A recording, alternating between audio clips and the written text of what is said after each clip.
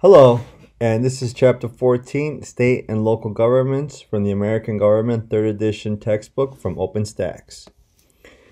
So we're going to talk about how the differentiation with local and state government and how that works out for us. So if we think about which level of government directly affects us on a day-to-day basis, it's state and local government. Not that federal government doesn't interact in our everyday lives, but if you think about it, we interact more with the state and local governments, whether that's the city, county, state government, the roads we drive in, the things that we deal with.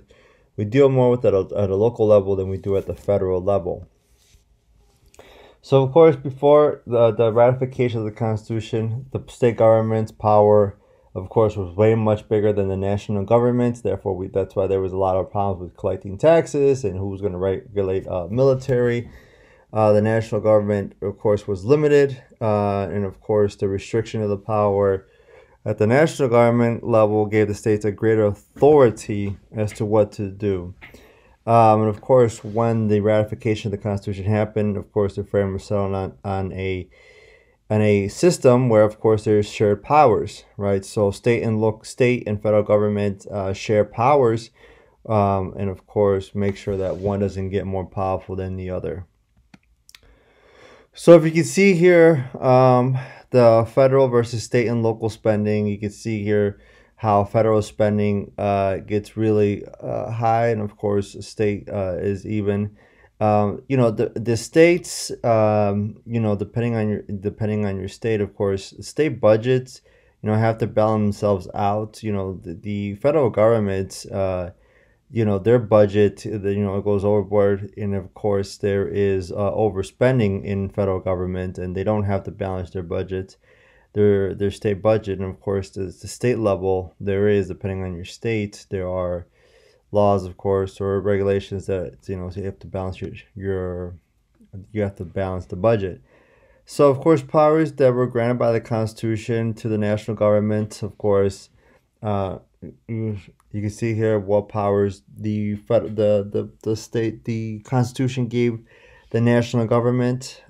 We've talked about these before. Just to recap quickly, of course, the appointing a president to head the executive branch, and of course that's by election. The Supreme Court, Congress powers, and the Supremacy Clause.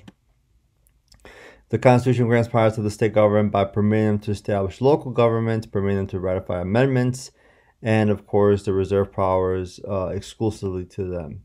So you can see here the largest source of revenue of local governments is grants and transfers from other levels of government. And of course, the biggest next one is property taxes. So property taxes is one of the largest ways that local government obtains its money. So typically, if your property taxes are high, then of course there is going to be significantly more resources for your community, typically. So fiscal policies by which the federal government exerts control over state policy, and of course, we have programs that help individuals from lower income Americans, and of course the expansion of financial resources, of course the increased power. So there is Daniel Alazar's three forms of political culture. You see here the individualistic, moralistic, and traditionalistic. So the individualistic political culture states that align with the culture see the government as a mechanism for addressing issues that matter to the individual citizens. The moralistic version aligns with the culture see the government as a means to better society. And of course, the traditionalistic states that align with this culture see the government as a necessary to maintain the existing social order. So you can see here the states with the individualistic culture, what's their role in government? How do they see the role in government? Expect the government to provide goods and services seen as essential, enact new policies the politicians can use them to use them for their benefit. When it comes to role of government, the moralistic, they believe government should promote general welfare, support new programs, and solve public policy problems. And of course, the traditionalistic, that's a handful there. Their role of government they see is advance new policies only if they reinforce the beliefs and interests of those in power. Of course, you see here citizen participation. Individuals are motivated to become engaged in politics only if they have personal interest. When they have a moralistic culture, of course, citizens are more likely to donate their time to political campaigns and to vote. And the traditionalistic see political participation as more likely seen as a privilege. So of course you can see here, who sees their views more than, traditionalistic. You can see here the southern states see that more. The reddish states see it moralistic. But in the East Coast, in the middle of the country, and of course the individualistic, you see here kind of in the middle between the southern and upper northern states. So of course, there is a large line of poverty in the United States, resulting, of course, has been a larger amount of individuals living in poverty. Some criticism of the theory is that the original theory was rested on the assumption that new cultures could rise. People migrate for reasons than simple economics. So, when people migrate to a different state, it's not just because simple economics. It could be a number of other reasons. Powers and responsibilities of state governors, right? So you can see here formal powers: veto legislation, prepare the budget, call special sessions. The responsibilities of state government is act as spokesperson for the state, handle decision making in times of crisis, implementation of public policy. So which branch would you consider to be the closest to the people? Now that you learn about the judicial, the executive, and legislative branch, which one would you consider being closest to the people, and why? So review that question amongst yourself and of course amongst your classmates. So you can see here, then Governor Nikki Haley delivered the 2015 State of the State address. So, of course, just like the State of the Union address given by the president to the individuals, the governors, of course, have their State of the State address. How they address the state legislators of what their plans for the year will be. You can see here during the COVID-19 crisis, governors taking into control what they can to settle a situation like COVID-19. And of course, here during the crisis, the record-breaking freezing that happened in 2021 in Texas. So, functions of state legislators. State legislators serve three primary functions. They fulfill lawmaking function, represent their districts and requests, and of course, oversight the executive branch. State legislators vary in size, so the size of the institution can have consequences. So, of course, larger institutions can also complicate legislative issues. So, again, the size of the legislator depends on the state. The increased diversity in state legislators can have consequences for voter engagement and for the type of legislation pursued. So, there has been a lack of diversity in state legislators, but over the time, depending on the state, there has been an increase for the diverse candidates to be in state legislature. So you can see here the percentage of women in state legislature. You can see the yellow is about 10-19%. The more turquoise is 60 to 69%. And of course, you can see here where red is and orange and purple, how the different various of state legislators being a woman. State legislators vary in party composition, professionalism. Legislative professionalism is assessed, of course, their salary, length of time they're in position, and the staff. There are, of course, in various states where the state legislator is only working part-time. Therefore, it's not their full-time job to be a state legislator, and their salary, of course, is not adequate enough to live on its own. Of course, many of them have jobs. And some states pay their state legislators enough of a full-time role so they can solely focus on being state legislators. So history of state legislative term limits. Term limits restrict the length of the time can serve. The first term limits were enacted in 1990 in California, Colorado, Oklahoma. In 1992, 8 more states followed suit. So, depending on the state, there are its term limits. just like there are in the federal government for the president, which is the only one that has a term limit.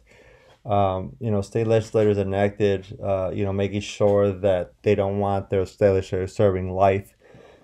Of course, there are states that still allow for there are no term limits. And of course, one state like Oklahoma allows, has an 8-year term limit. So you can only serve for 8 years in one position. So if you're a state representative, you have only up to 8 years to be in that role. Then, of course, if you win the the state Senate seat, then of course you can be there for 8 years. And then if you move on to be the governor, then you can have that seat for 8 years. Of course, level protectionism. Benefits of term limits. Term limits help bring new members. Term limits can compel turnover among members by shortening their time elected. And of course, term limits can also increase diversity. You don't want a group of people who've been there for a number of years who are not open to various changes in the community and treat it as a political politician. Do term limits seem to have more advantages or disadvantage? And so define your answer. So talk amongst your class about that with your professor. So do term limits seem to have more advantages or disadvantages? So of course you see here the term limits in the state legislator. There is a cost of term limits. There is statistically no significant difference in diversity between term limits and non-term limits. Term limits affect the power structure. There is a loss of the power of the term limit of governor. With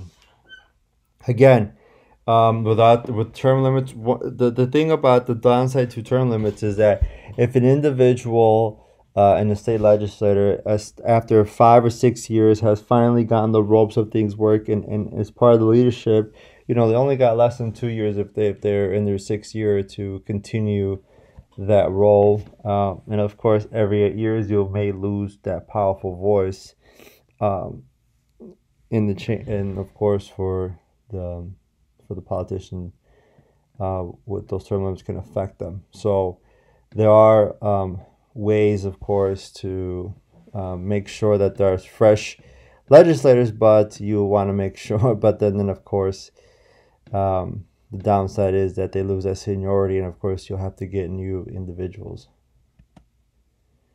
Term limit repeals. You can see here how different states have enacted the term limits.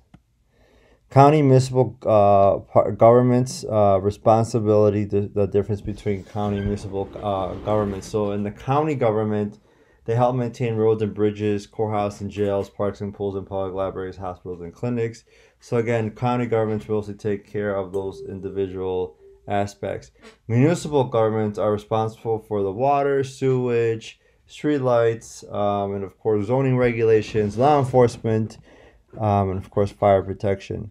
Funding sources vary between county and municipal governments. County governments typically rely on property tax revenue, a portion of sales tax receipts, and intergovernmental transfers from the state grants. For the federal state grants. Municipal governments typically rely as well on property tax revenue, user fees from trash collection, provision of water and sewer services, and of course a portion of the sales tax receipt and taxes on business. So types of municipal and county governments. There are two primary types of municipal government: mayor, council, and council manager system. The three basic types of county government are commission system, council administrative system, and a council elected executive system. So those are the various ways that municipal government and county governments differ, of course. In that, for example, bigger cities, you typically tend to have a mayor council system, then a council manager system. Council manager system, of course, has the differences with the mayor council system. So, and that is it for chapter 14 of the American Government textbook from the Open Stax. Thank you.